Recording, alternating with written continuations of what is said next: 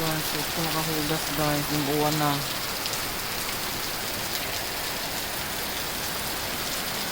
Kaya na guys, cancel ang klase sa college guys kay naibagyo. Di pa uli ang mga estudyante sa college kay lagyo mga uban. Cancel ang klase.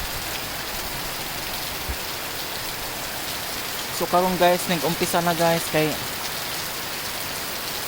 naibagyo nga pitito. So mag-amping tang tanan kay tuda nag-uwan guys, oh. Tuda ang tulo guys. Unta uwan ra way hangin. Kay mga daot na sad ning mga tanong, mga daot na sad ning mga kahoy guys, mga utod na sad ni og kusog ang hangin. Delikado kasi pag may ulan kasamang hangin guys. Sana hindi ito lalakas, sana hindi ay ibabagyo guys. Natakot na kasi. Natakot na kasi ako nung bagyong Udit. Kasi sabi nila bukas daw ang bagyo, pero bakit ngayon umuulan na? Mayroon na siya. Nag-umpisa na siya. Bagyong Pitito guys. Kuan daw to.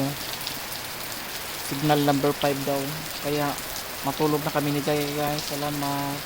Amping tayong lahat ha. Muulan na ba sa inyo dyan? Kung saan kayong lugar dito sa Southern Leyte, sa Leyte, kung umuulan na ba dyan sa inyo? Kasi dito umuulan na eh. Dito sa Sugod Southern Leyte, umuulan na siya. Di pa nga ako nakapanghugas eh.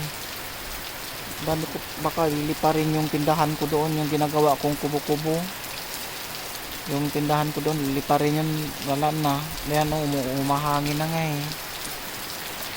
Nakumpisa na rin yung hangin eh. Ayan.